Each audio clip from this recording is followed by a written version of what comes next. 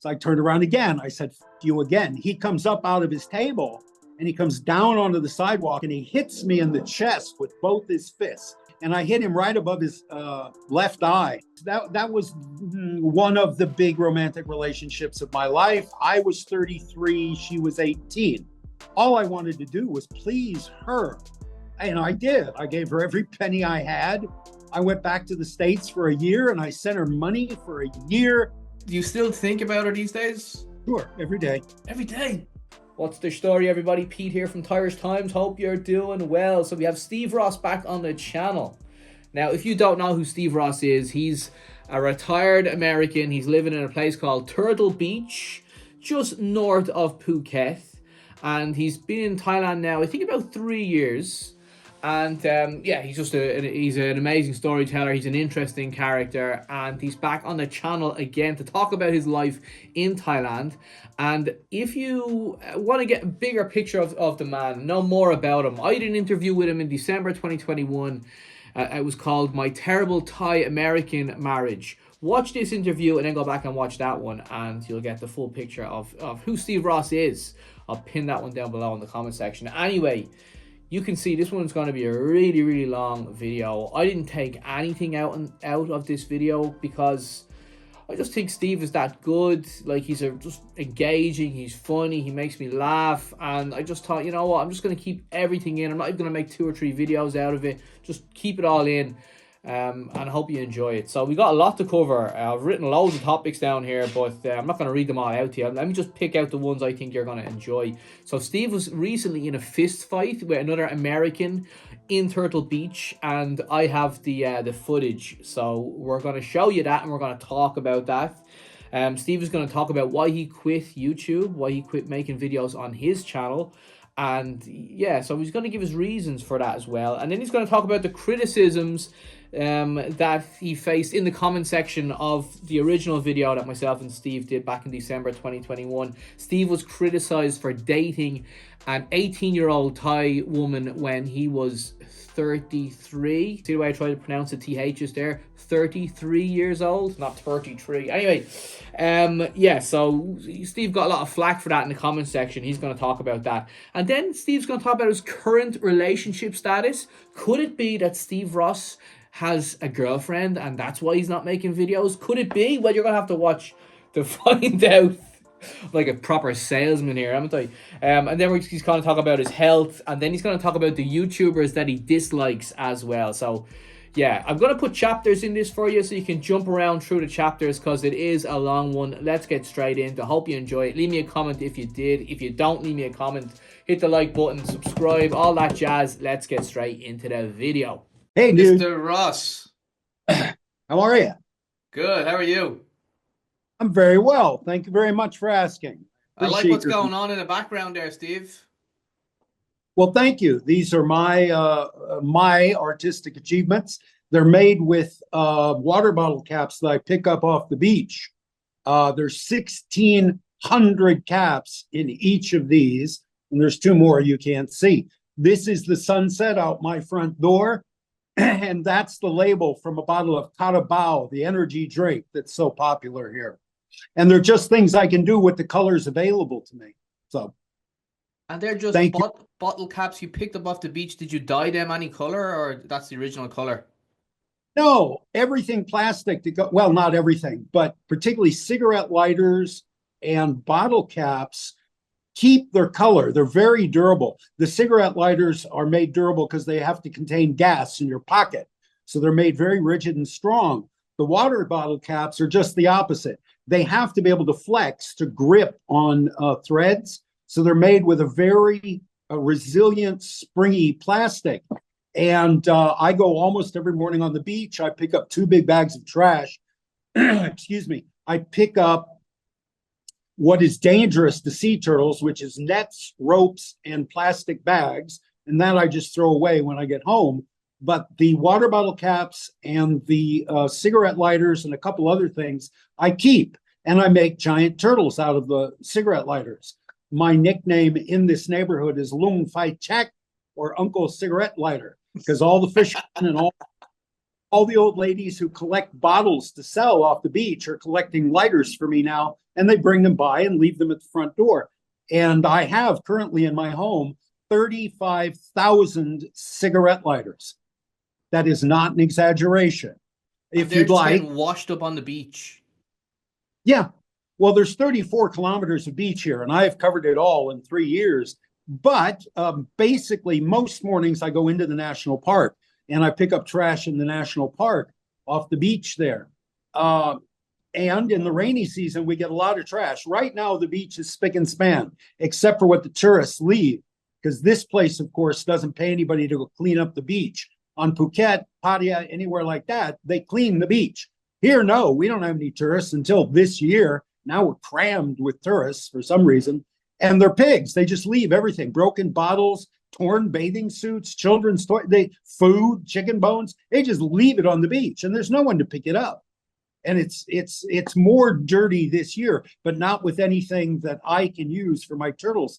I am finishing up March 1st. They have the Turtle Festival here. They release the baby turtles into the sea, and they have a big parade. And all the civic groups make a float for the parade, which is in the shape of a sea turtle. So the Lions Club, the Rotary, the Boy Scouts, various high schools, they'll make a big float on the back of a pickup truck. Last year, I was the first Phalang to ever walk in this parade or march in this parade. And I had a smallish kind of float made out of cigarette lighters. This year, my float's about as big as a Volkswagen Rabbit. It's huge. And there's about, I think, so far, about 2,500 lighters used in this float. And I mean, I could turn the camera around and show it to you if you want. I don't know what that would look like. But let's have a look. I'm sure people are interested. I won't be able to see what you're seeing, but let's give it a shot. Sorry for the sun. We like the sun, Steve. Wow. This is the. Can you see that? Yeah. That is what it will ride on. This piece of wood is the footprint of the pickup truck I'll be using. These are about 2,000 lighters, and this is the turtle. It's about amazing. Maybe. And these are bottle caps, of course, off the beach. Steve, man, that's amazing. And since you like the sunlight, since we're on the go, this is the next turtle. And you can see it's paper mache. It's built over a pool toy. And then I clad the paper mache in joint compound and then paint it and stick lighters to it. Steve, before you go back in, go back out and give us the view, like looking out your front, you look right out onto the beach. Let's have a look. Right now, of course, is where the sunset's not pretty yet. But this is where I live. This is Turtle Beach. Wow, man, I'm so jealous. I'm so jealous. It's all right. You know, the sun's kind of a bitch. I was going to take the camera out there and sit out there on the beach and do this, but God, it's hot out there right now. And these are hung here. These flags are this time of day. Block out the sun.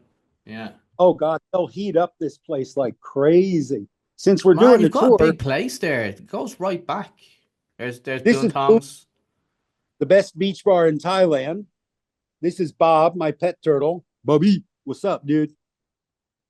Steve, man, you have a really, really good setup there. Kitchen, you've got a little kitchen and everything. These are the egg crates that I begin. This begins the paper mache process. I soak them in water for a day. I run them through a blender. I drain them. I mix them with glue and make paper mache paste. And since we're moving, this is the backyard. Wow. Air conditioning for the bedroom. This is a second bathroom. This building used to be a sushi restaurant pre-COVID, and that was the staff bathroom.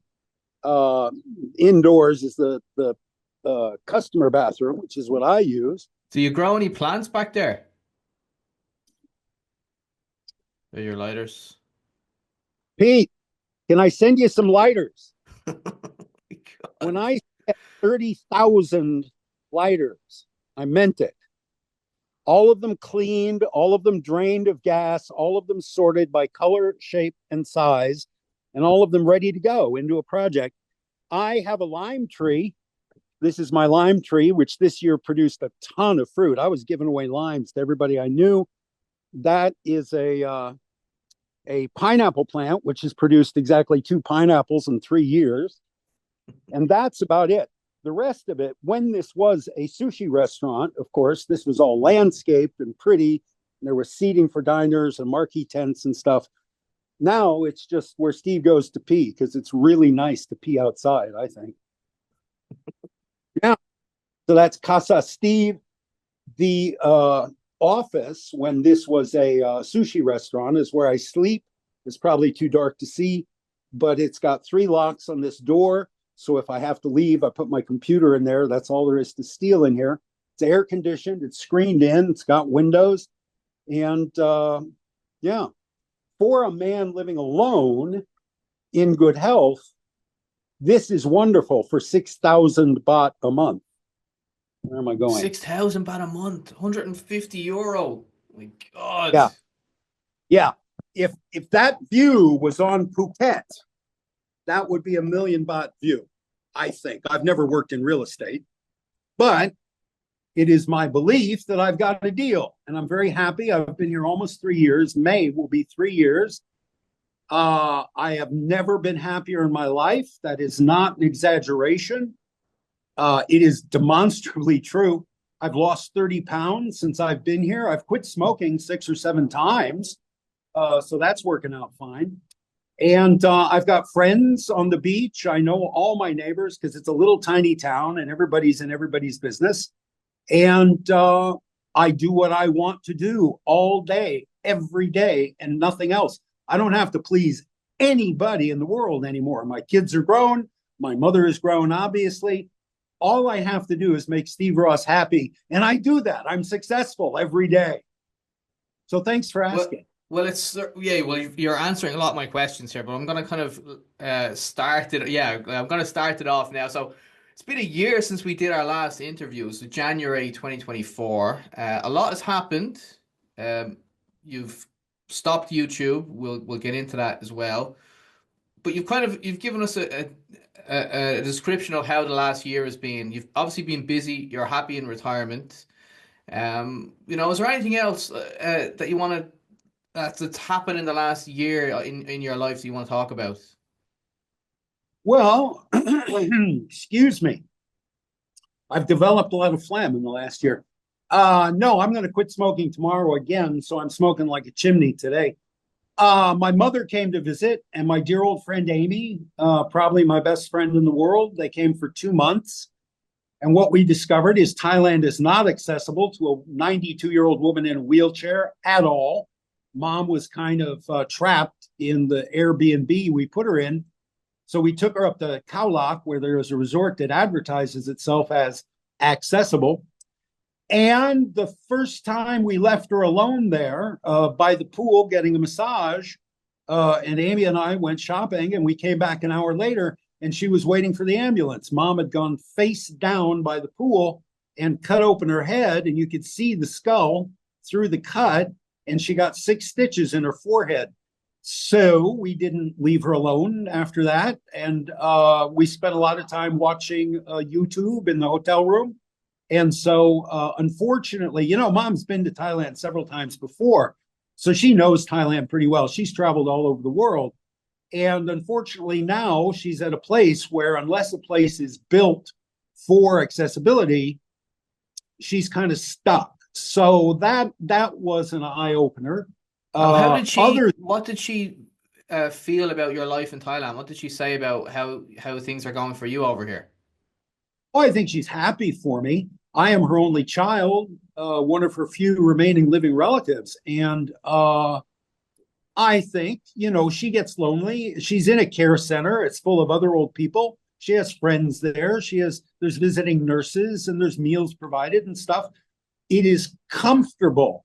She's had a very exciting life. Like I said, she was a teacher. So she'd work 9 months a year and travel for 3 months a year, all of her life. She's been everywhere. She's done everything. She's gone on safari. She's climbed this mountain. She's dove that ocean. And now at 92, she's still very mentally acute, but she has a 92-year-old body that she's dragging around, and that body betrays her sometimes. She's not as strong as she would like to be. Thai food, is problematic sometimes. And here on Turtle Beach, it is mostly Thai food. Travel is a much bigger challenge. Thank God she had Amy with her for the flight. It's, I think, 21 hours in the air and then another 6 or 7 hours in various airports to get from Iowa City to Phuket. And I think it's probably the last time she travels internationally. So I think maybe next year I'll get a re-entry permit on my visa and I'll go home and visit her. Yeah, I mean, But yeah, that makes sense. You definitely should do that. well, thank you. Yeah, I think I will. It's your As for mother, man. You definitely should do it. what she thinks about this life, she's read the book. She knew me. I lived with her for 9 years before I came out here. Before I retired and came out here, I lived with Betty in Las Cruces, New Mexico. And so we've spent a lot of time together, and I've told her, and she's read the book about dreaming for 25 years of coming back to Thailand and retiring on a beach in South Thailand.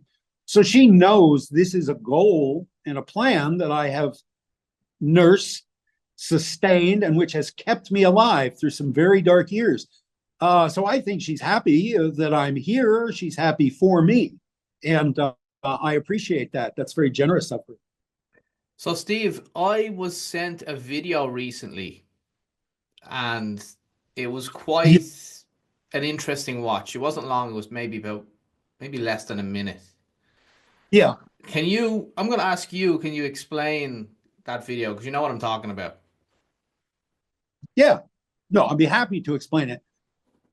So 3 years ago, when I got here, my YouTube channel was more of a variety show format. There would be a monologue, there would be a joke, there would be a sketch, there would be a video essay, there would be a wrap-up. And one of the video essays I did very early on was I was going around asking Farang, do you use the bum gun?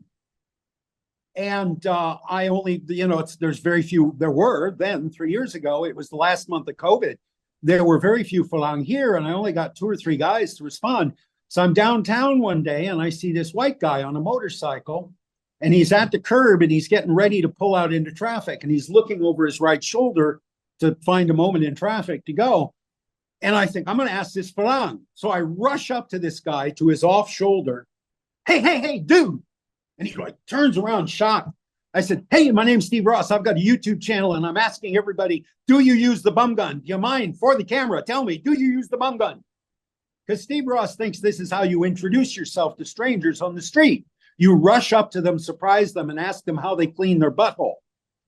And he was put off by this white guy, and he looked at me with hate, and he said, I live here because I don't want to talk to Farang.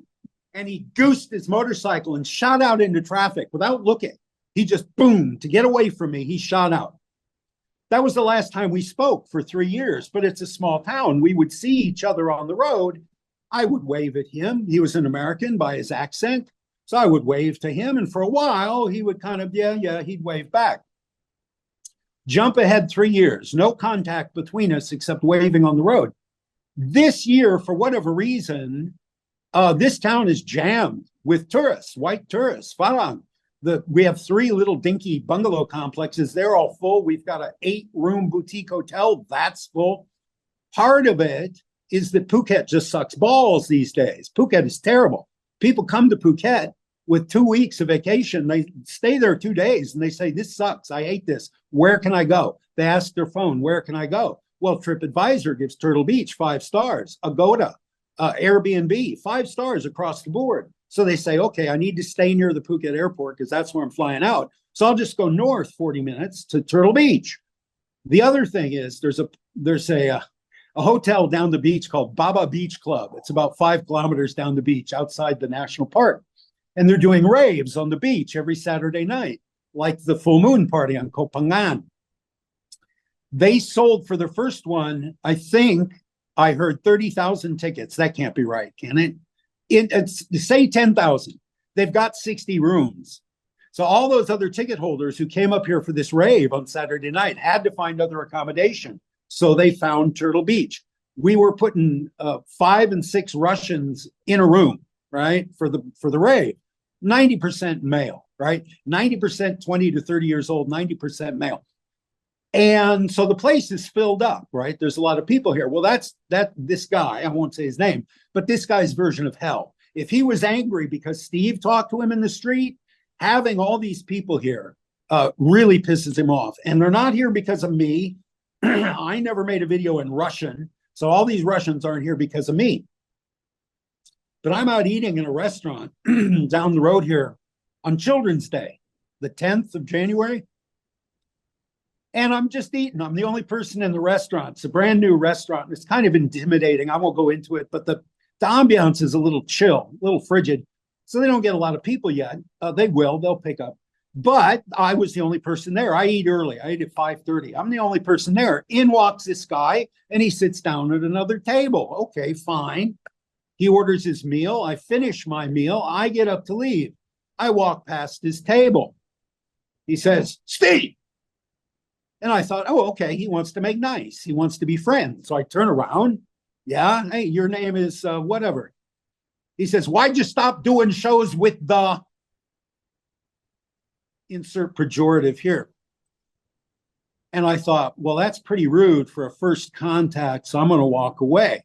So I said, "Fuck you." And I walked away. And he shouted at me something about, "You brought all these new people here. You're that fucking stupid." So I turned around again. I said, "Fuck you" again. He comes up out of his table and he comes down onto the sidewalk, and I'm walking away. I'm trying, you see the video. I'm just trying to get on my little e-scooter and get away at 4 miles an hour. And he confronts me on the sidewalk and he hits me in the chest with both his fists. He comes down off the platform of the restaurant and uses that momentum to hit me with both fists right in the pecs. And he drives me back about 6 feet backwards into the street. So I haven't been in a fist fight in 50 years. I've worked in 2 psychiatric hospitals. I've had physical confrontations, but always with rules. I couldn't hurt the patient. So you just get the patient on the floor, you immobilize his arms, and you hold him down until the nurse comes with the needle. That's the only fighting I know. So I come up at him and I swing at him and I throw the worst punch I've ever thrown in my life. No hips, just from the shoulder. And I hit him right above his left eye on the hardest bone in the human body, the frontal bone of the cranium. Don't believe people who tell you it's the femur. It's not, because it's concave. The frontal bone is the most solid bone in the human body. I'm lucky I didn't break my hand, and I didn't hurt him at all, right? I just kind of surprised him. So he comes at me, and now we're 2 old guys rolling in the gravel, farting and grunting, and Jesus, did this guy stink. The body odor coming off this guy was making me woozy. So first he goes for my nuts. He tries to grab my nuts, right? So I get that hand, I immobilize that hand. The other hand goes in my mouth, and he's trying to pull my face off my skull. So I get that wrist, and I immobilize that wrist, and I got him on his back with his hands immobilized. And then the restaurant staff comes over, and they're like, very gently, very Thai, "Stop, stop, stop." So he says, so I said to him, "Are we done?" He said, "Yeah, we're done." I said, "Fine." So I got up off him. My glasses were broken, 9,000 baht to buy new glasses. But I just wanted, as far as I'm concerned, it ended at that point. We get up and he's still hurling abuse. And the owner of the restaurant has got to be 70 if he's a day. And this old guy's 71. I'm 67. It's Children's Day. There are children everywhere watching these 2 old Farang impotently roll around on the ground trying to hurt each other. Nobody, not a scratch on either one of us. He didn't even have a bruise where I hit him. Nothing. We couldn't hurt each other if we had sticks. And so we get up, and they're trying to get him back to his table. And the owner of the restaurant's trying to get him back to his table, and he pushes the owner of the restaurant. And the owner says, "I'm going to call the cops." And this guy says, "I'm calling the cops. I'm calling the cops." So he sits down at his table and picks up his phone to call the cops. And the cook says to me, "You should go. You should go." I said, "Don't I have to wait for the police?" He's calling the police, because in America, you'd have to wait for the police. It's a crime to leave a crime scene. She said, "No, what do you mean? Wait for the police? It's Thailand. Go, go, go." So I go down and I get on my little three-wheel scooter to go away. He gets up again from the table. I don't know if it's in your bit of film. He gets up. I wasn't aware of this because I'm like starting my little scooter and I'm pulling out at 3 miles an hour into the street. And he chases me and he's right behind me on the scooter. And I just get away from him. I don't know what his plan was. I didn't know he was there until 3 days later. I saw the tape, but he pursued me again out into the street. And I mean, he was just right behind me as I was pulling away. Since then, he has left cow shit outside my front door twice.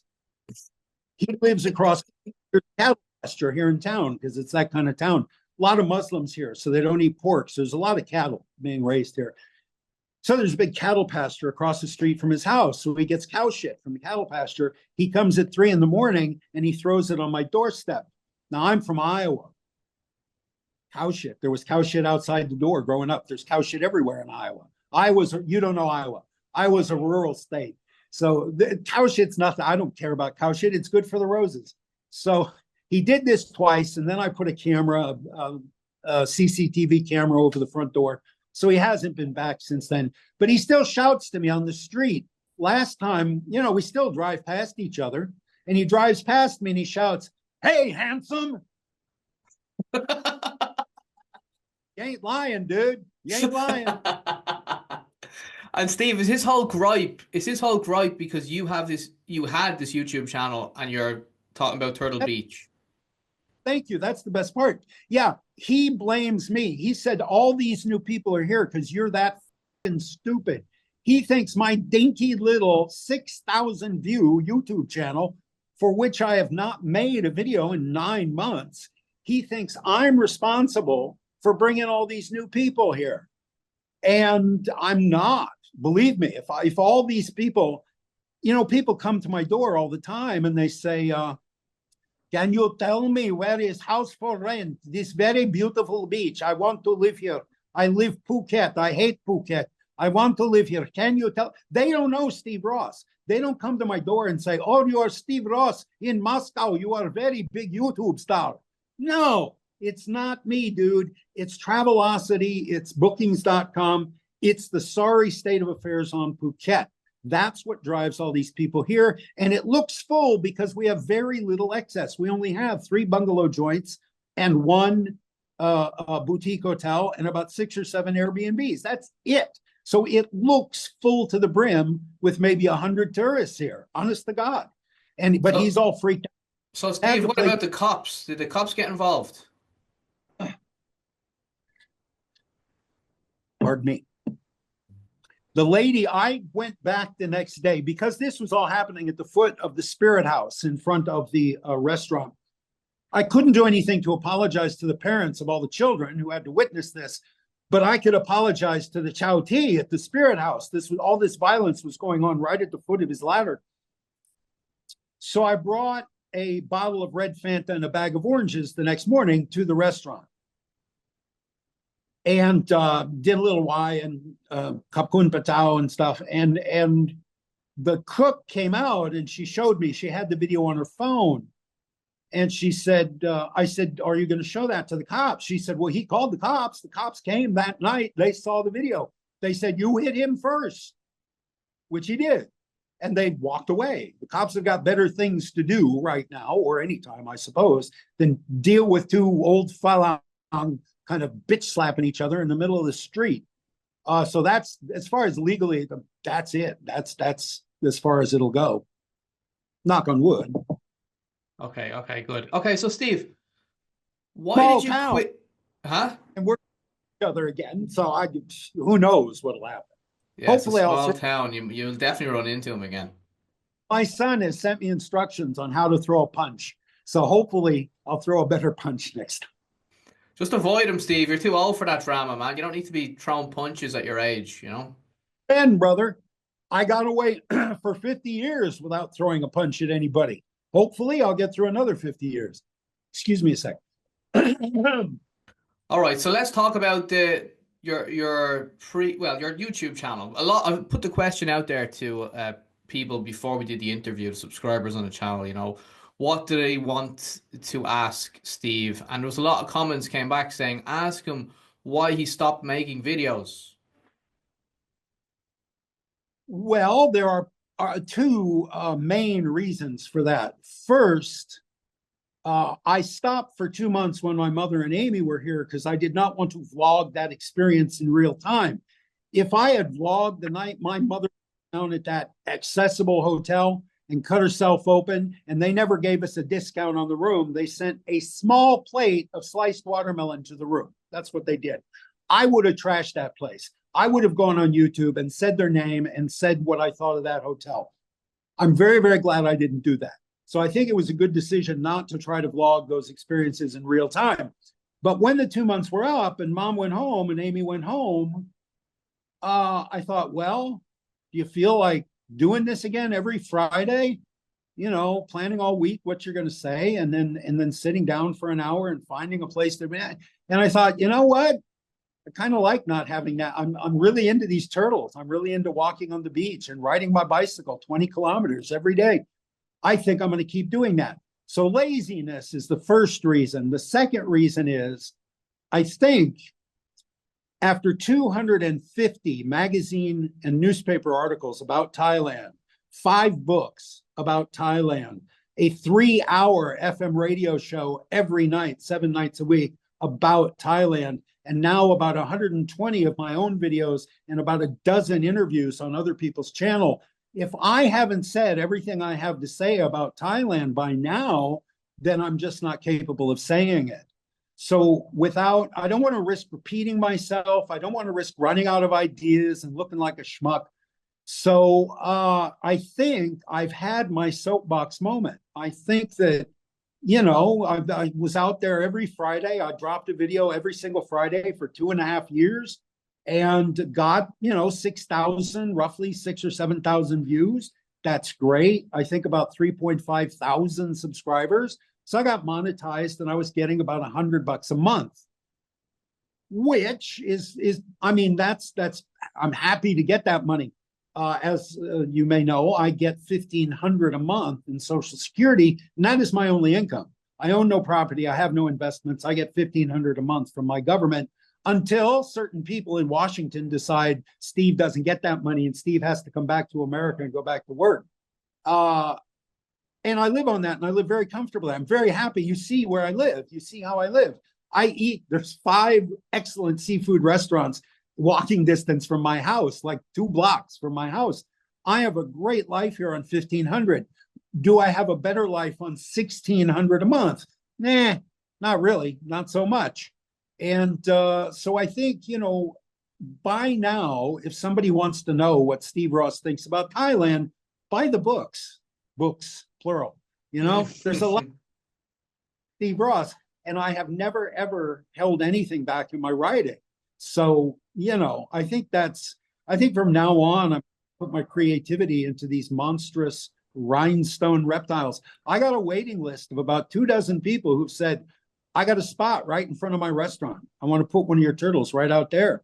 I've got 35,000 lighters in my backyard. I've got a stack of egg crates 6 feet tall. I can make lots of these turtles, and it's fun. I enjoy it. Okay, so, Steve. All right. But let's just stop for a second. It's not just about you. You've built this channel. There's subscribers. Yeah, I know you're saying it's just about you, but think of people watching. Now I'll just go from my experience. I used to watch your videos every Friday morning on my commute to work on the train. I used to watch your videos religiously every Friday. And it was kind of like, for me, it was kind of like, oh, the start of the weekend. I'm watching a video on the way to work. What's Steve doing? What's he complaining about now? And you're a great storyteller. You have a natural ability to tell a story, and that's rare on YouTube, especially these days. So I think that there's other people feel the same way. Definitely by the comments when I asked what questions to ask you today, that was kind of the number one question. People kind of are living their dreams through you a little bit. Maybe they can see themselves on a beach in Thailand someday. So what about if you were to make a video once a month and just update everyone, just to keep the channel alive? Because people are interested in your life. Well, then they can watch your channel. Here I am on Thairish Times. And there's a chance excuse me, I was doing Grumpy Old Men with Tim Newton. His channel's Tim Newton Today. And we were doing once a week a buddy show. And that was a lot of fun. And he's talking about launching a new channel. He may relaunch Grumpy Old Men on a new channel. But thank you. I have, I went to graduate school to study creative nonfiction at the University of Iowa, the best writing program in the United States, bar none. The best graduate level writing program in the United States. I was a student there for 2 years and left without my degree. But I have told stories about Thailand for almost 40 years. I used to be in the newspapers when there were these things called newspapers. I used to have a radio show, written books. I've been telling stories about Thailand since 1988. And now I'm not generating any new stories. I live in this house. If the sun's out, I don't go outside. I go out in the morning, ride my bicycle alone to the end of the national park, walk another kilometers on the beach, pick up trash, ride my bicycle back here, come in here, and basically I stay in here all day because it's really, really hot out there in the sun. And Steve doesn't like the heat and doesn't like the sun, which I mentioned in our very, very first interview, by the way. The sun is nobody's friend in Thailand. That's a quote. So I'm not generating any new stories. I'm generating weird art, or at least craft, to hang on the wall and to put in front of restaurants and in front of coffee shops. And I'm really, really happy doing that. As far as the subscribers, they're all sweet people. They're wonderful people. I've met a couple hundred of them who showed up at my door and came in, and we had coffee and we talked, and they told me their stories. And they're sweet people by and large. But I did not dream for 25 years of coming to Thailand and creating content. This never existed during my dream. I didn't know about YouTube basically until that first interview we did in December 2019. 21. December was it 21? Yeah. That was the first time YouTube was on my radar. The dream had always been to write the great expatriate novel.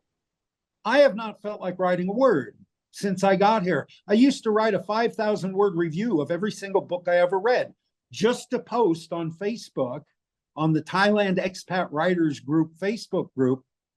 Now, I mean, it was compulsive and it was automatic. You read something, you write your opinion of that book, and you post it for the public.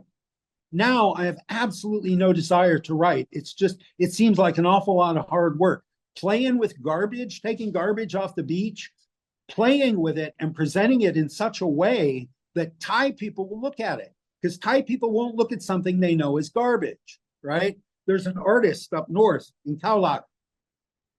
He got commissioned to do the centerpieces for a lavish gala dinner in support of Save the Whales or whatever. And he made all these centerpieces for the dining tables out of trash he took off the beach to send a message, to teach, to raise awareness. The Thai people who had paid 1,000 baht a plate for that dinner stood against the wall, eating out of their hand like this, rather than sit at a table that had garbage on it. Thai people don't like to look at garbage. I tricked them. I use these shiny, shiny things, these pretty colored things. So their journey is, wow, that's pretty. Look at that. Wait a minute. Are those cigarette lighters?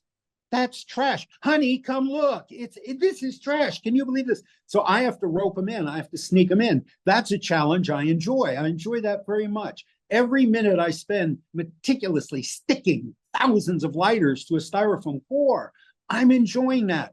Writing is work, man. Writing well is work. And there's plenty of people out there writing books right now. And But not video is well. much less work, Steve. Just put the camera on the table and talk like you're doing now, 10 minutes, once a month. This is what's going on the last month.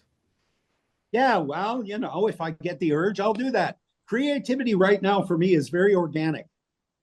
I don't plan. I don't strategize. I don't decide anymore. Friday's my deadline. I thought, give yourself a deadline. You're putting too much pressure on yourself. Exactly. I'm retired. No more deadlines for Steve. No more deadlines. So, yeah, maybe. Don't let it die, Steve. Come on, don't let it die. Why? Well, I don't. Because people are interested, man. You have a unique no, skill. You just don't realize. no, I get it. I realize I read those comments obsessively. I went back and read almost all 1,300 comments on that first interview today and replied to some. 3 years later, I'm still replying to the haters. That's not healthy. That's not healthy for Steve. And coming home and immediately sitting down at the computer and checking my email and checking the comments on the latest video and how many views on the latest video and what's the monetization like? What are the analytics like? How long am I holding my audience? Oh my God, I've kept 33% of my audience right to the end of the credits. Wow, that's not healthy for me. There was a lightning strike on Sunday and it fried the HDMI port in my monitor. And it took me till today to get that fixed. So I've been without social media except on my phone since Sunday. This is Friday, so a whole week. And it was good for me. After a couple of days, I quit jonesing for it. And I picked up a book and I read something and I took a nap, not obsessively going and checking those comments and fighting with the haters and saying, thank you for your kind words to the people who leave kind words. Not doing that, I think, is healthier for me. And I'll tell you what a lot of those 1,300 comments said on that first interview. This guy is crazy. This guy has mental health issues. This guy needs to seek therapy. All right, that's what I'm doing. By stepping back away from YouTube, I'm giving myself a little self-help. I'm giving myself a little mental health therapy. And it's good. I think it's good for me. I don't miss it, dude. I don't miss it. And I'm sorry if those people miss it, but there's a shit ton of stuff to look at on YouTube. I'm not responsible for what the algorithm puts in your feed. I know, but I think you're overthinking it. I mean, you don't have to look at your analytics and obsess over it and try, you said you're only making $100 off it. You should just do it as a hobby, upload the video, and then you can even turn the comments off if you wanted, and then just do it and put it out there because people are interested. You do have a fan base. Instead of looking at the comments. I know you're obsessed. I know. There's no way. No, I'm 67. I ain't gonna change. No, there's no way. This is just and Pete, I really appreciate all those comments, those positive. I really appreciate all those subscribers, and I really appreciate you for taking this tack and berating me for my laziness. But I don't have any desire to go back to that. I've got this channel, okay, Beachcombing on Turtle Beach. So I haven't left YouTube completely. I've been dropping a video a month on a new YouTube channel called Beachcombing on Turtle Beach. And it's about picking up garbage on the beach and gluing it to other garbage and calling it art or craft at any rate. Maybe just technique, but at any rate, it's something to do. So I've made 5 or 6 videos there, the installations, taking the completed art to the coffee shop, to the national park, to the visitor center, installing it, take a photo with the boss there. I've been doing that, and that's there, and that's getting maybe 2,000 or 3,000 views. So that's still going on. And as of this morning, I was still videotaping myself making this parade turtle. But this parade turtle has been 2 months in process. And I've got 2 months of clips on my phone that I have not downloaded onto the computer. I have not begun to edit it at all. And faced with, I can't finish it until the parade, right? The logical end of that video is Steve marching in the parade with this giant, shiny, colorful turtle. So that's March 1st. By March 1st, my phone will be stuffed full of clips from the very beginning, from the first breath. And one of the things I really like about this, may I turn the camera one more time? Yeah. So all of these begin with these pool toys, right? You see all those pool toys down there? Yeah. Inflatable toy. First step in every turtle is inflate the toy. Every single one of these turtles, the core of it, the heart and soul of it is my breath. And these turtles be sitting outside these coffee shops and restaurants long after Steve is dust. My neighbors really love these things, and they're weatherproof, right? They're made out of bathroom caulk, styrofoam, and plastic cigarette lighters. They'll last forever outside. And the thought that they're all filled with my breath which, stinks like an ashtray. It stinks of tobacco. So if any of them ever burst, it's going to smell bad. But my breath is in every single one of these. That just tickles me pink. I love that.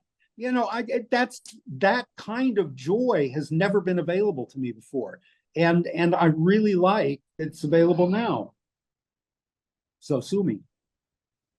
Well, I've taken a look at the comments from our first video last night, the most recent comments, just to see, because I don't obviously read all the comments of every single video that I've made, especially the older ones. Sometimes YouTube don't show me the comments as well. So I went back into them and I could see you were replying to comments a couple of months ago. Interesting replies. You did get a lot of criticism in the comment section for dating an 18-year-old while you were in your 30s, especially from a couple of Western women left a couple of comments. What's your opinions on that? First, may I ask, I have seen Paul Wallace smoke on your videos. How do you feel about me smoking during this interview? Smoke away, man. Smoke away. No way. No problem. Right now. I have not talked at this length to anybody in English since Mom and Amy left. And I thank you for the opportunity, Pete. Give me 1 second.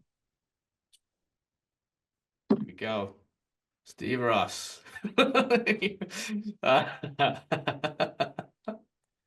What are they, Marlboro? Are they, you smoke Marlboro?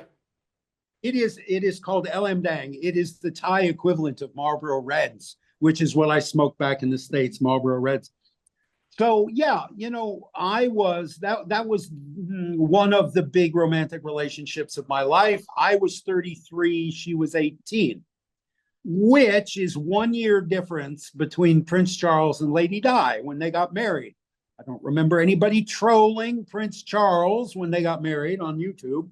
But yes, a lot of people objected to that. All I can tell you is she was 18. She was an adult. She was very grateful to me for taking her in for a while. And I never did anything. What do I want to say? I was just drop dead in love with this girl from day one. All I wanted to do was please her. And I did. I gave her every penny I had. I went back to the States for a year and I sent her money for a year. I treated her as well as I was able to at that time. As far as the age difference, you don't have to look far in celebrity marriages. I noticed today my current president's press secretary, there's like a 50-year difference between her and her husband. I mean, I'm sorry if that offended you, but on Phuket in 1988, we looked like every other couple on the island. I was younger than most of the men running around with Thai women on the island, most of the white men running around with Thai women at that time. So I'm sorry if these people are upset, but I don't regret the decision to invite that woman to come live in my home. And I don't regret anything I ever did. And I don't regret giving her all that money. If I'd had more money, I'd have given it to her happily. That's just the way it is. But a lot of people previously that you were searching on Facebook and you found her, and I think she's in England and living in some big house with some rich English guy. Do you still think about her these days? Sure, every day. Every day. Yeah, right. I've been in love with 3 women in my life. Amy, one of them, and this woman, another, and then a woman in Memphis, Tennessee. And I think of them all every day. I live alone. I'm celibate, and I live alone. And I'm 67. You cast your mind back. I have a lot of time to think as I am meticulously sticking each lighter to its turtle. I think about every relationship in my life, and I certainly think about her. Those were the happiest 5 months and 10 days of my life. I really enjoyed living with her, and I thought she was sweet as hell, and she was a tonic. Unfortunately, the first Gulf War broke out, and I was making money teaching English in the hotels, and all the hotels in Phuket closed their doors during the first Gulf War because people canceled. Back then, people wouldn't travel if there was a war. Now there's constant wars all over the world. People travel all the time. People are flying in and out of war zones to come here and sit on the beach. So now the hotels don't have to close when America goes to war. But back then in 1991, hotels on Phuket closed. They fired the English teacher. I didn't have any more money. I had to go back to the States. You know, and you think, what if George Bush hadn't done that? You know, what if we'd stayed together on Phuket? And yeah, that's in the book. You've read the book. That kind of fantasizing is in the book. But I'll tell you this, I'm a lot better now. I had this fantasy when I first came here. So this place was made a national park in 1987. I came to Phuket in 88. There's a spot, the gate, it's all national park, the whole beach. There's 13 kilometers. But the last 5 kilometers of road are behind a gate. There's development out here. There's houses and restaurants out here in this part of the park. But past the gate, it's just virgin mangrove forest. There's nothing. There's never been development. There's nothing there. There's a tin mine, an old 100-year-old tin mine at the very end. Other than that, it is absolutely pristine and natural.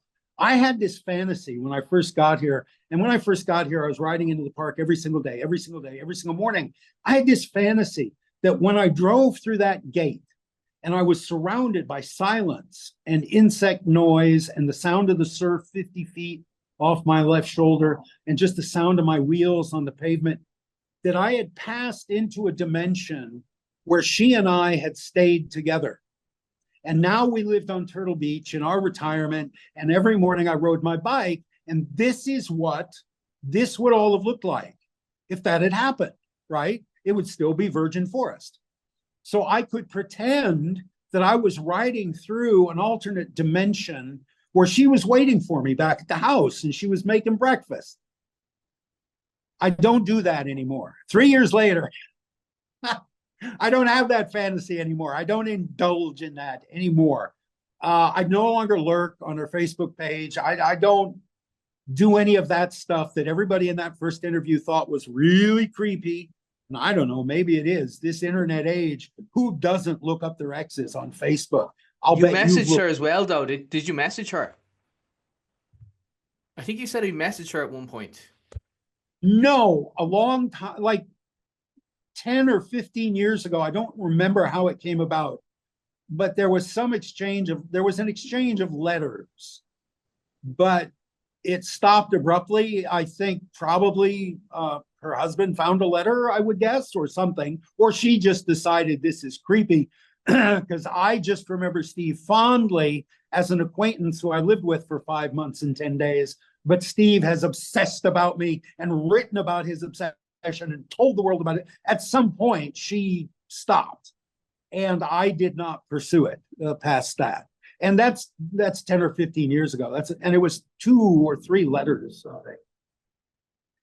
So, Steve, you're on Turtle Beach. I'm sure there's women that have kind of, as we say in Ireland, thrown their eye on you, maybe give you a wink. Never followed anything up. When I first got here, everybody wanted to introduce me to their sister-in-law or their daughter or their niece or their sister, because I live alone, and a man can't live alone. Man can't wash his own dishes. You need a maban. You need here, isn't she pretty? She could be your maid. Isn't she pretty? But people have realized, like I said, I live on 1,500 a month, 50,000 baht a month. That is plenty for one old guy living alone. For 2 people, no.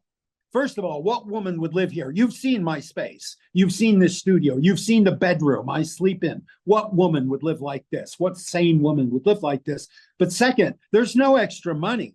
I mean, I live very, very well, and I have a small surplus at the end of every month. And that surplus grows and grows until I need to buy a new computer monitor or something out of the ordinary. But there's no money there for a second mouth to feed in this house. And certainly, the Mia Chow, a rented wife, a transactional commercial relationship, God, no, they're not interested. I mean, I used to go to Phuket 1 weekend a month when my Social Security came in. I'd go for 2 days to Phuket, and I'd do that stuff. I'd go out to Phum Road, go to the massage parlors, get a soapy massage, shop for clothes that fit me, get my heart medications that they don't sell here. I used to do that one weekend a month. And I would show the women, this is my YouTube channel. This is where I live. And they'd look at it and they'd watch it for 5 minutes. And my sonjai, my sonjai. They don't care. It's not a condo. It's not a pool villa. It's not, this man is never going to buy me a BMW. This man is never going to buy me a gold bracelet even. So that market is not available at all. And the market of good women here, there's a lot of widows and there's a lot of just single women here, and they flirt and they bat their eyelashes. But after 3 years, pretty much everybody in town knows my situation. And they know that no, you don't want to go live with Steve. But do you not have any urges, Steve? You're a man, like you have urges. Yeah, sure I do. That's why God invented Pornhub. Okay, all right. 30 years ago, he told me, we talked about going out, by dudok mai. That's what they used to say. Go look at the flowers. By dudok mai, by mai. The man would say to another man, you want to go look at the flowers. And that meant you want to go out whoring. And this cop that I lived next door to, he said, you want to go do that? And this other cop said, you know what I do when I have lust? When I have lust. He said, I hold 2,000 baht in this fist and I jack off in this fist. And when I'm done, I still have 2,000 baht in this fist. So been doing 13. Why not? And let me tell you, I've said this before on your channel, since my prostate operation, man, I'm 16 again. I swear to God, my performance is fantastic. And I enjoy that by myself, I don't need to invite anybody else into the room. Do they have places around Turtle Beach that if you wanted to go and, have a transactional relationship for 2 or 3 hours, you could do that? Any place in Thailand with more than 10 houses will have a karaoke that has some young ladies in there. We have 3 or 4, and they're only about 500 meters up the road from my house. This strip, the beach strip, before 1987, this is where all the brothels were. And men would come, because, Thai men won't do that in their own hometown.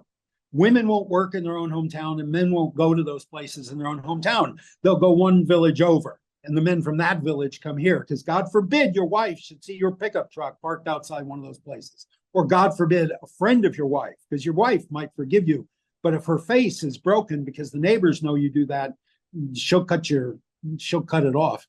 Feed the ducks, they say. Liang pet, feed the ducks. And so it's right down the road here. It's 4 little karaoke joints, and they've each got about 10 women working in there. And it's for Thai men. It's very much the Thai style. There have never been any white men here to go and enjoy it. But I had an experience, Boontongs. Somebody as a joke put Boontongs, my imaginary beach bar, on Google Maps as a real place. And then other people started checking in. They would come and visit. They would take a selfie in front of the set, the Boontong set, which, if you hold the camera right, you can take a shot that makes it look as if you're the size of the figures in the bar. You can make it look like a real bar. And people would check in, and then they would leave a review, 5 stars, Boontongs, best beach bar in Thailand. So one night I'm getting ready for bed about 8:30. These 2 young American men show up at my door. Is this Boontongs? I said, yeah. Where's the women? I said, no, it's an art studio and my home. What do you look at? Oh, we saw them. They had come here to golf the Aquella golf course. They were staying in a hotel 5 clicks down the beach. They got the hotel van to bring them up here because Google Maps said there was one bar here. And because half the voters in this Ampere are Muslim, there'll never be another bar. There'll never be a go-go, never be a disco here. And the van dropped them off outside my front door. And I said, yeah, no, I'm sorry. It's a hoax. It's a joke. And they said, well, where do we get a taxi to go back to the hotel? I said, there's no taxis here. Well, what's the number for the local Grab? There's no Grab here. There's no Uber. There's no delivery of food. There's no you're stuck. What are you going to do? So they called the hotel, and the hotel said, well, the van's on its way to the airport. It'll be a couple hours till we can come get you. So I said to him, look, you want girls, if you're willing to buy beer for the girls, normally white guys walk into these Thai places, everybody gets nervous. They don't know our rules and we don't know their rules, and rules are supremely important to Thai people. Rules are the most important thing. And we don't know how to behave in those places, and the girls don't know how to behave with us, and the Thai men don't know how to behave when we're watching them. So normally you go into a place like that, everybody gets antsy. But I said, I speak Thai. They know me. The girls know me, because to get out of here, it's a dead end. You got to drive past that place. They're always waving at me. I said, let's go up there, have some beers, and we'll wait for the van up there. You can call the van, tell them to pick you up at the karaoke. So we go up there and we sit, and there's me and these two guys, and three girls sit down with us. And because I speak some Thai, it was all very pleasant. And because these guys bought, for the six of us at that table, 16 big quarts of Chang beer in 2 hours. And there was a table full of cops from Kokloi, and you can always tell a Thai cop, even in street clothes, you can always tell a Thai cop. And the other table in the place had these three Thai cops at it, and they were sending bottles, very smart, these two guys. They were sending bottles of beer over to the cops. And it was a very pleasant couple of hours. And the girls did the cuddle up and the squeeze the thigh. Where you come from? They tried all their English. Where you come from? What you name? Sexy man.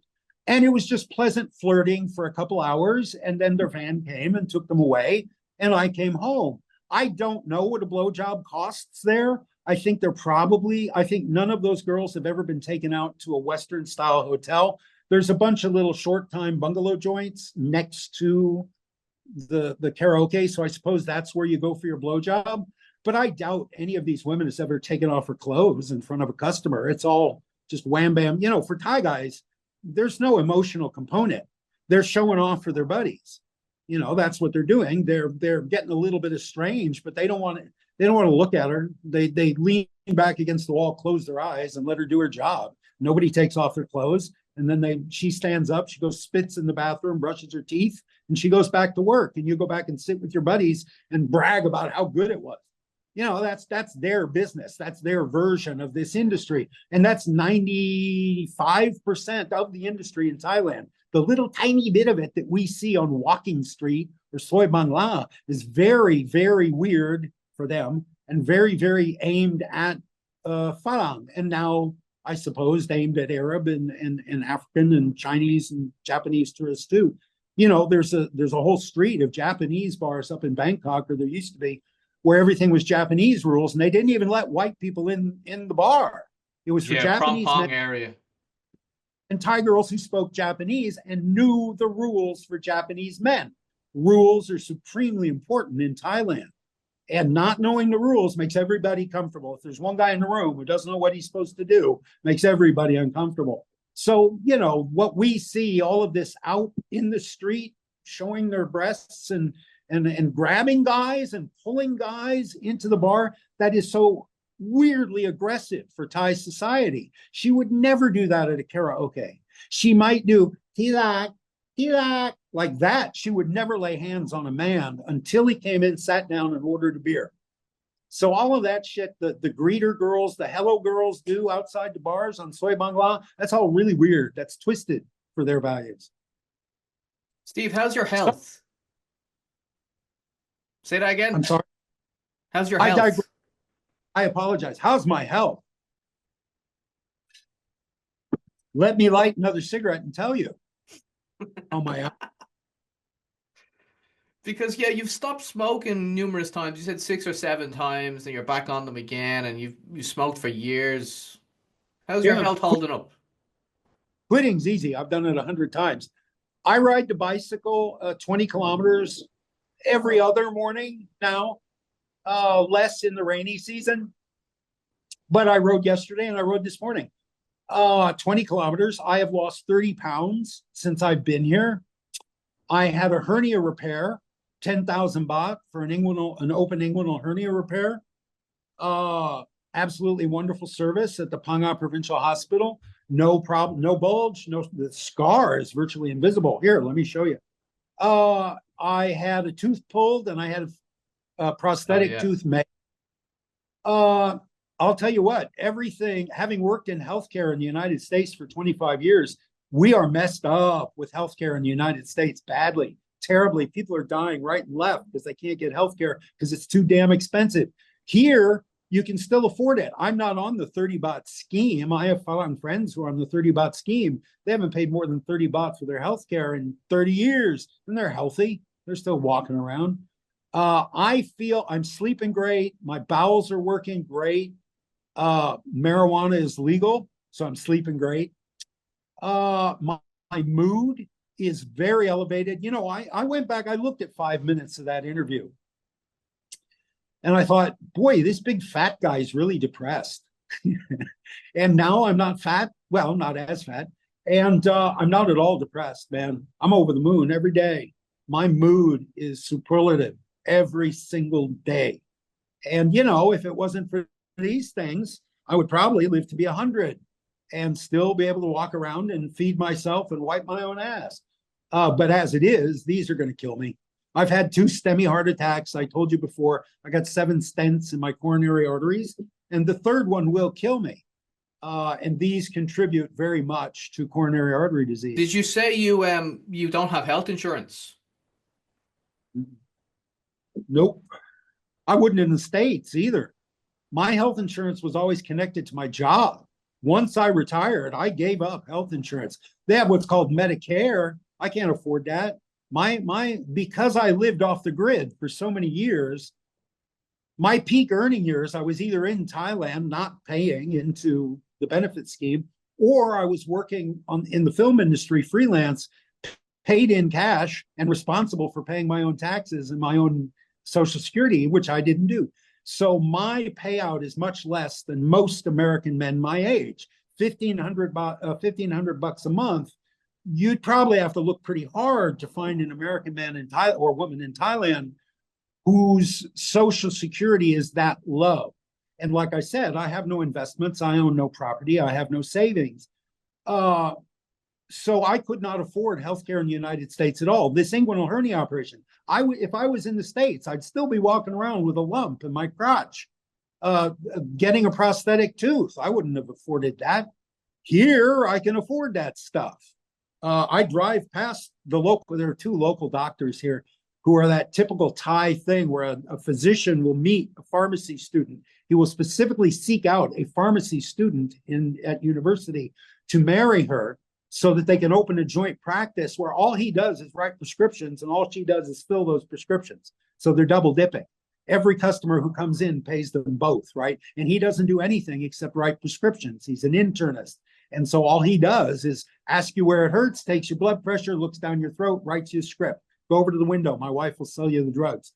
And I stop in there, well, at least once a week and get my blood pressure checked. And my blood pressure is as low as it has been since puberty. I still take the meds that I was prescribed in the States, and I exercise way more now.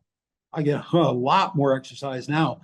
And, I think I'm way, way healthier than I was 3 years ago. You look at that guy that you interviewed in 2021, and my God, he's a lump. I'm embarrassed to look at that. And I was wearing my most flattering shirt. Uh-oh, low battery. Oh, are you there?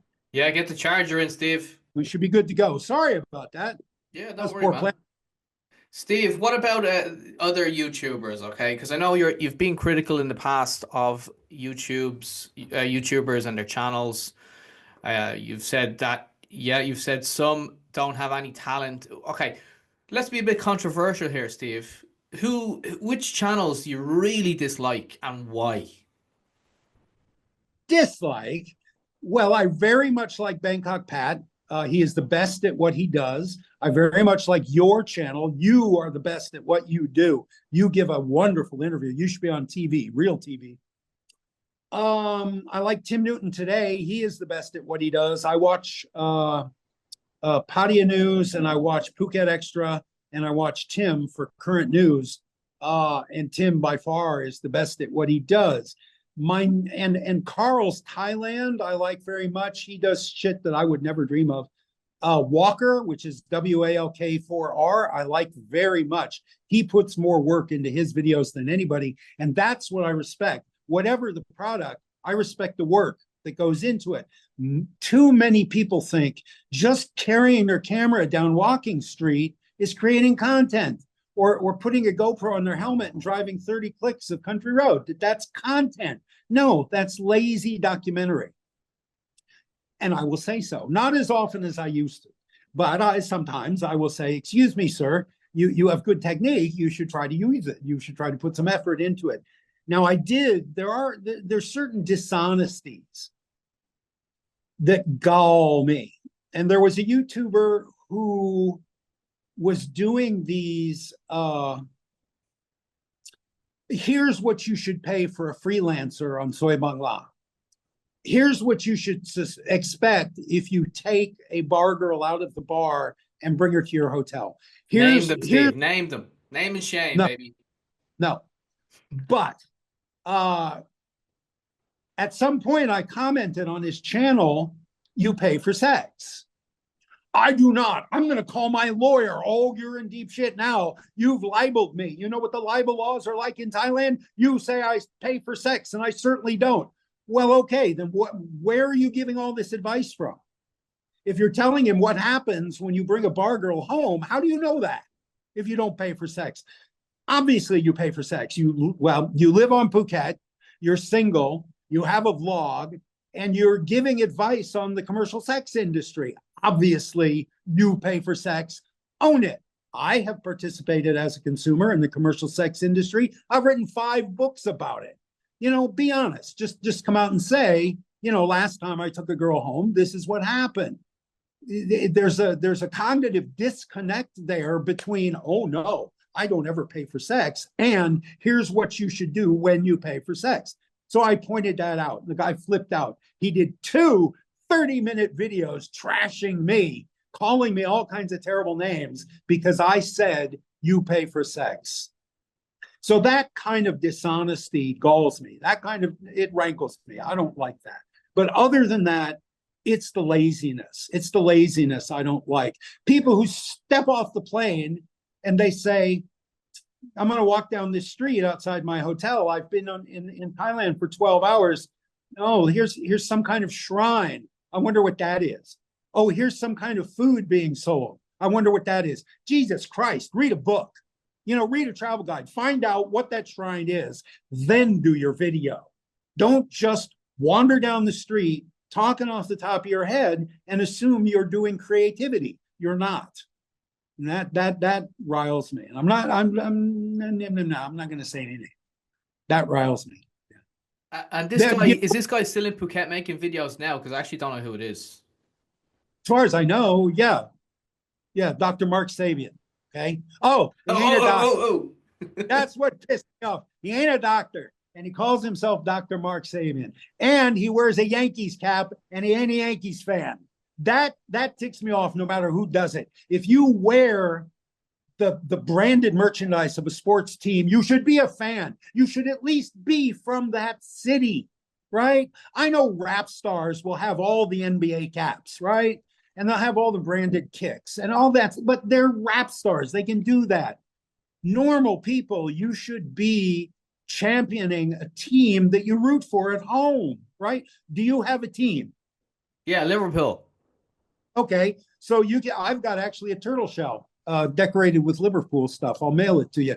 But if you wore a New York Yankees ball cap, I'd give you shit about it, Pete. Love you like a brother. But I would give you shit if you wore a Yankees cap. Everybody in Asia wears Yankees caps. They don't wear Mets caps. What's wrong with the Mets, you guys? But you've got, wherever you come from, the Fukushima Tigers, wear their hat, Don't be wearing a Yankees hat. Sorry, pet peeve. You see how balanced and calm I am now after 3 years?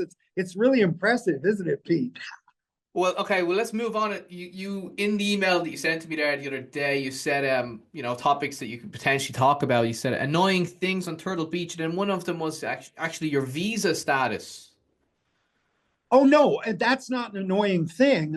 But I just wanted to mention that I did my visa by myself this time, including driving over the mountain to Phang, which was the hardest part of the whole thing because I'm scared of these roads. All right. I'm 67. I'm shaky.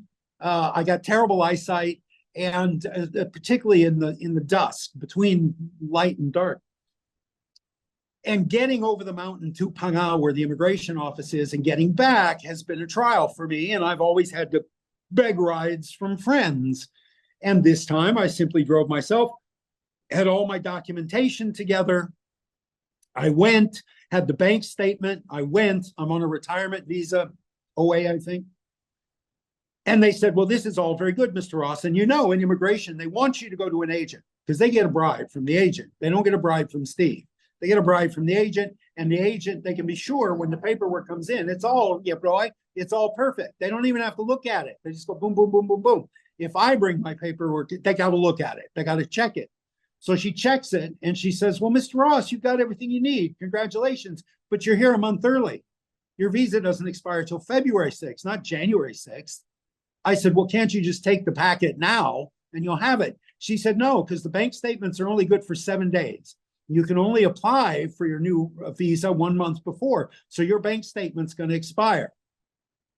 She said, go home, come back in mid-January and get a new statement from the bank. So I went home, I waited, I got the statement, a new one. Everybody laughed in the bank. Everybody thought that was a real funny old man fun thing to do. Read your passport wrong, read the visa stamp in your own passport wrong.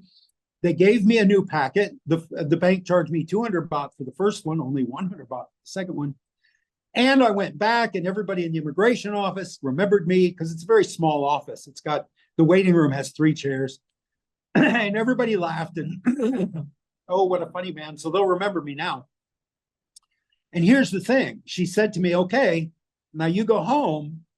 We will send an investigative team to your house to make sure that you live where you say you live.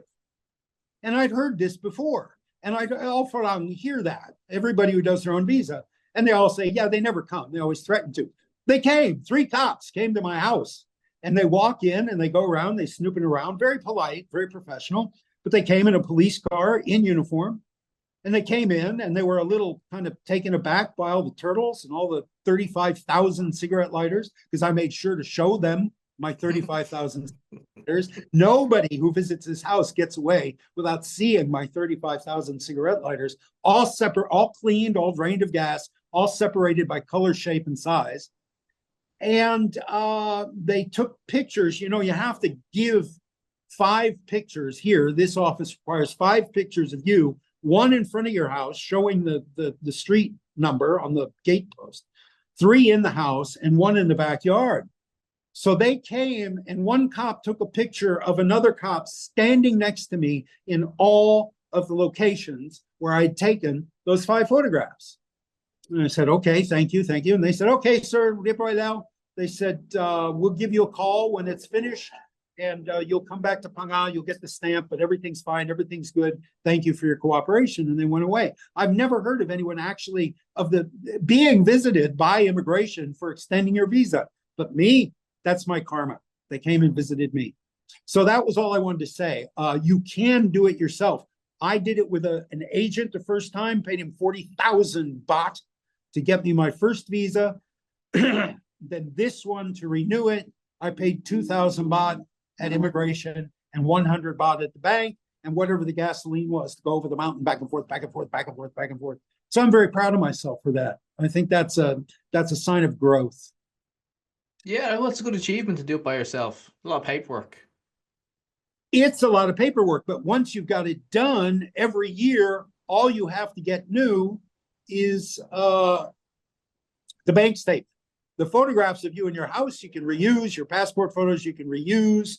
What else? Oh, you have to have the Tabian Ban, the house registration of your landlord, and his Bat Pratachon, his ID card, and he has to sign the copies of those, but all of that you can reuse years down the road.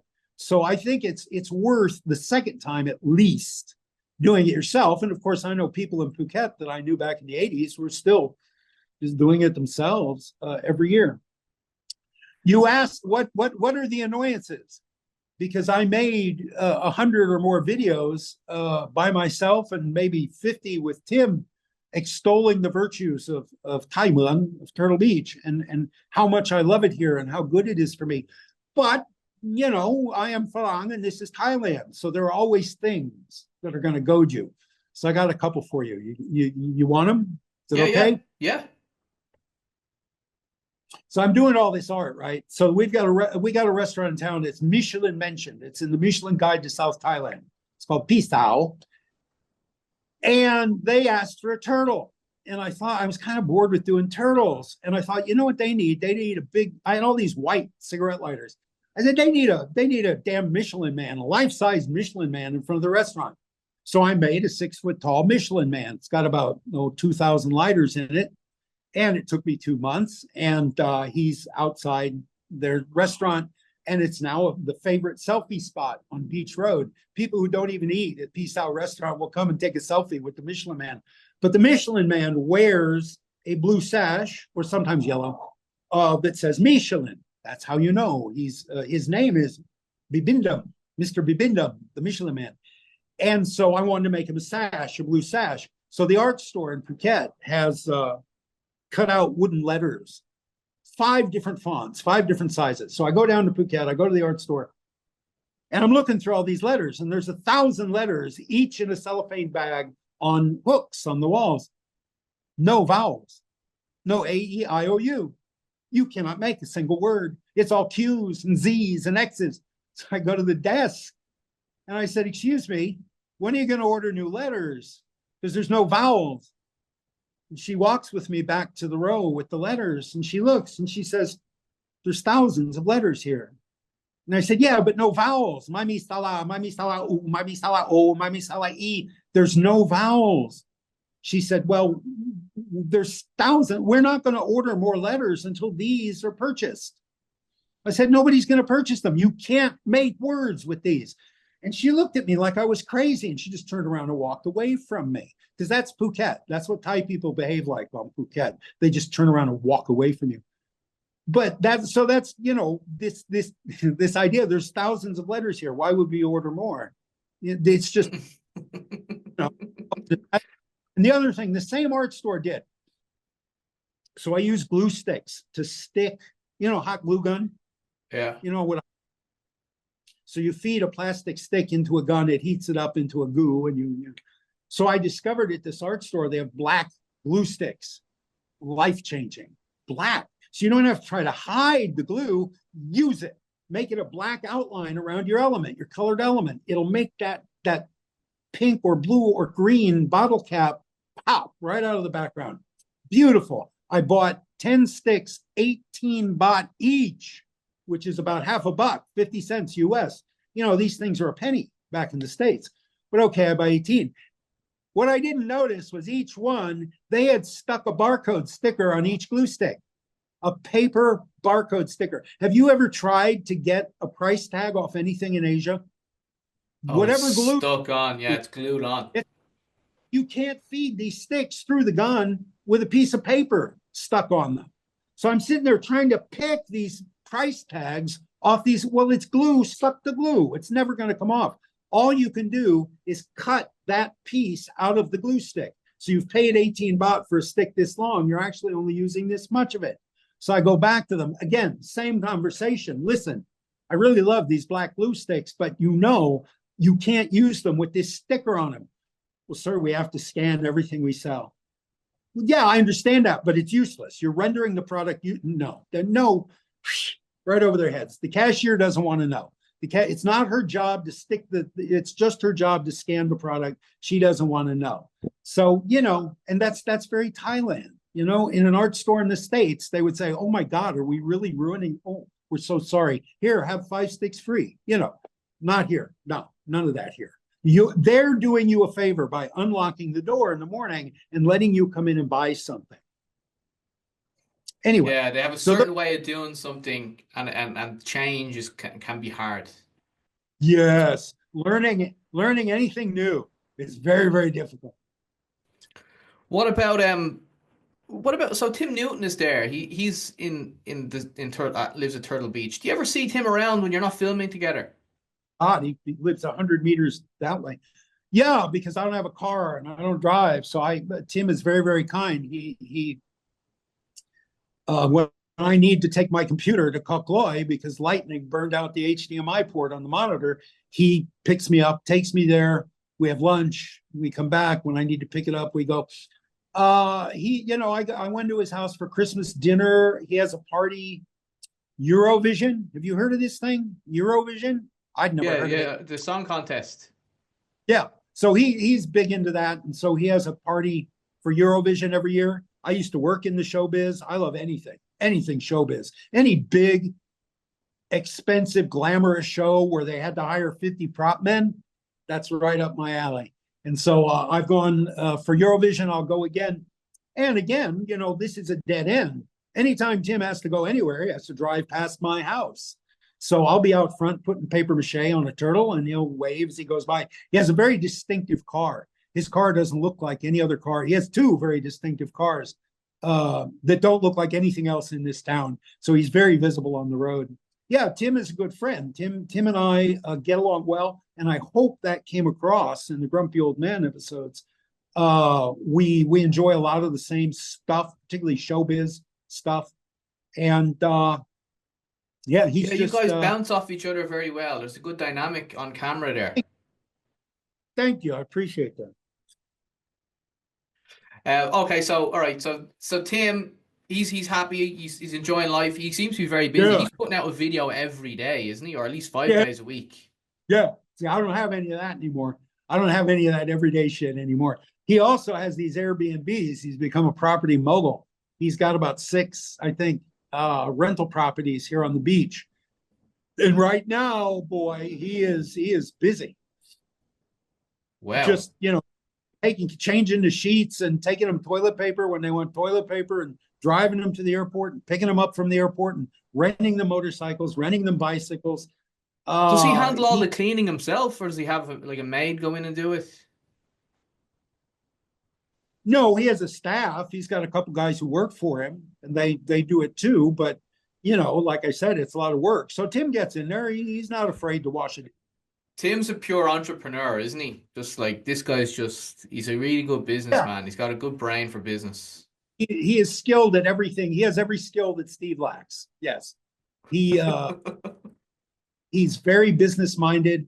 He can count. He keeps things in his head. He doesn't forget things like I do. He's very good at what he does, and he's fallen into a situation here where there's a lot of rundown properties. I won't bore you with the details, but it has been illegal. This was all made national park in 87, and it has been illegal to build on any of this property since 87. You can refurbish if you stay within the footprint of the concrete tablet that a house is built on. So there are a lot of rundown, broken down properties here. Nobody's going to invest in them because the government owns all this land. The government can come take it away from you anytime you want. Tim looked at those and said, well, I can put a little money into those, fix them up real nice, rent them out, and I'll make my investment back in the first month. And everything I make after that is pure profit. And if 2 years, 3 years down the line, the government wants to come and bulldoze my properties, I'm still golden. I've got my money. I've made my money. So he did that. A lot of guys will sit in a bar and tell you their plans. Well, what I'm going to do, so I'm going to get these things. I'll make them Airbnbs. And then they sit in that bar for 10 years and never do shit. He came and day one, he signed a lease. He found a property, signed a lease, and started ordering furniture offline. He did that 6 times. And he's been very successful at it. But even that is not what brought the new, before this guy wants to go take a swing at Tim. That isn't it. Tim's little properties is not what brought this huge influx of new tourists to Turtle Beach this year. He's just profiting from it. He saw an opportunity. He was there at the right time with some seed money, and he's enjoying the profits of that right now. And he's getting to live on this beach, the beach I showed you at the beginning of this. He's got the same view out the front of his house, and he's happy as a clam. There are about 100 3-wheeled samlaws because the Thai people don't go in the water. Thai people don't swim at the beach. They come and picnic at the beach, and they come in groups of 10 or 20 people. So there's about 100 3-wheel carts selling street food that line up on the beach road right in front of Tim's house.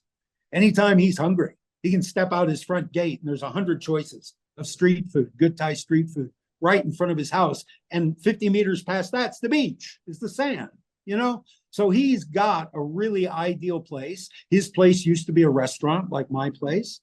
And who knows, maybe someday he'll get a bigger house and he'll turn where he's living now into a restaurant. The guy's got the golden touch, man. Is there any danger that, you know, as Turtle Beach gets more tourists and you're leasing your place there, is there any danger that your landlord could be like, well, I could rent this out for 18,000 baht? I've never asked for more than a year's lease. I have a very good relationship with my landlord, but he is a former banker. He's got about 30 rental properties in Thai Mueang. Maybe I think about 10 are currently rented. COVID really, really decimated this place. Our main street, when I got here the last month of COVID, easily 2/3 of the shops were shuttered. Easily 2/3 of the business were closed. Now everybody's rolling up the shutters and putting a fresh coat of paint on there and selling stuff to the tourists. But he's a businessman. He's not stupid. He sees what's going on. I have a 1-year lease, January to January, so I'm good for a year, another year. But yes, he may decide not to rent it to me, or I may get hit by a bus. I think that if he was ever to decide he wanted to rent this to someone else, he would come to me first and say, Steve, you know, you've been on the beach 3 years and really you're spending all your time making these turtles. I got a property in town, right downtown, right next to the market. All kinds of action going by, all kinds of food going by. You don't have the monsoons breaking your front door every rainy season, and big, big rooms where you could build big, big turtles. How about I give you that space for your 6,000 baht and you give me back this sushi restaurant so I can rent it for 18,000 baht? I would be amenable to that. If that's what he wanted to do, I'd go. If you had another property that had water and electricity, I'd move. I mean, we're talking 3 kilometers, you know. I don't do anything with the beach but pick up trash. I could live in town and ride the bicycle to the beach and pick up trash just like I do now. Otherwise, I don't swim. I don't go in the water. I don't go in the sun. I don't go out on that sand after 10 in the morning. You're insane to go on the beach in the sunshine. It's stupid. So if he wanted to do that, I like the guy enough, and I understand my position here, and I understand he's got bills to pay. COVID hit him too. I'd probably go along with that. Yeah. Or maybe I'll be ready to move to another little beach town, you know. But I don't see this ever getting developed as Phuket or Khao Lak because the geography is against it. It's way too deep here to anchor a boat. So there's no yachts. There's no, not even longtail boats anchored. If you come home from fishing with a longtail boat, you got to zoom up on the sand and pull your boat up to the shore. You can't anchor a boat out here. It just gets boom, immediately, boom. Look at a map. You'll see the blue continental shelf, which is very wide at Khao Lak, very wide at Phuket, which is why thousands died in the tsunami there. And it's very, very narrow here, which is why nobody died. No property damage. Never been, by geological record, a tsunami on Turtle Beach. Never, not one. But that also means there'll never be a Club Med. We're not in a sheltered bay or cove. 6 months out of the year, the wind comes off that ocean like a freight train. I've paid twice to have my front doors repaired because the wind just rattles them right off the hinges. It's brutal in the monsoons here. So Club Med's not interested. They can only rent the rooms half the year. And even then, to go swimming here is very dangerous because, like I said, boom, it's deep immediately. So your kids, you don't want to let your kids in this water, certainly. Even adults get in trouble out there. And there's no lifeguards, there's no pool boys, there's no hotels. The fishermen will stand on shore and watch you drown. They can't swim. No Thai has ever known how to swim. So, you know, I don't see it ever becoming another Phuket. That being said, they've been talking for a long time about building an international airport outside of Koh Kloi, about 20 minutes from here. If they put in, because the Phuket airport is unusable anymore, they can't expand it. It's ringed by mountains and ocean. So they can't expand the Phuket airport. And getting in and out of the Phuket airport right now is just horrible. It's tedious. That's the first impression anybody has of Phuket, being stuck for 2 hours right outside the airport in standstill traffic. So they want to build a new international airport because Phang Nga is flat like a pancake. It except for these dramatic postcard, what they call karst, the limestone cliffs that stick straight up out of the ground. Otherwise, it's flat. It's absolutely dishpan flat. So they can build as big an airport as they want. So they're saying now in 5 years, we're going to have an international airport outside Koh Pui. If that's 20 minutes from here, if they put an international airport 20 minutes from here, all bets are off. All bets are off. Maybe Club Med takes a look at Turtle Beach. I've already had this year, I don't know, 10, 15 people come to my door. Excuse me, do you know where is house for rent? I like this beach. I want to rent house on this beach. You know, so you reckon a lot of them are Russians trying to avoid a military draft? I don't know what they're avoiding, but almost all of them are young Russian men. Yeah. Well, there you go. He was Swiss today. The guy who came today was Swiss. Spoke English very, very well with a very deep French accent. And he said he's been traveling for 14 years. He's some kind of IT guru who got a lucky algorithm that he patented 15 years ago. And he gave up his job and he's been living off his profits ever since. And he travels all over the world. And he says, you know, I'm based in Switzerland, but I'd much rather be based here. I'd love to just rent a house here and come and go. So where can I rent a house? And I said, well, my visa does not allow me to do any business. I can't even be seen to be talking about this. And there are people in town who do make some money helping Farang find houses. So I don't want to break their rice bowl, you know? So listen, go down there and talk to this guy and then go talk to that guy and they can set you up. So that's what I tell them all. I don't help anybody. I'm not a realtor. I don't help anybody find accommodations. I don't do anything that looks like a job. This place, you know, we have 3 big festivals every year on this beach road. The Ginjay, the Veg Festival, the Vegetarian Festival, the Turtle Festival in March, and New Year's. And they're 10-day festivals. And they line the street with shopping and dancing and music and rock bands and all kinds of shit. And where was I going? Festivals. Yeah. The festivals. Why was that? Oh, this place, and any place on the street is terrific point of sale for those 3 events out of the year. Most of the year, by 8 o'clock at night, it's dead quiet out here. I've done 3 videos standing in the middle of this road, done a half-hour monologue standing in the middle of my road because I don't sleep sometimes, midnight, 3 in the morning, just standing in the middle of the road for half an hour, talking into my phone, and nobody comes by. You know, it's dead quiet. But 3 times a year, there's these huge festivals, and they get tens of thousands of people from all the southern provinces.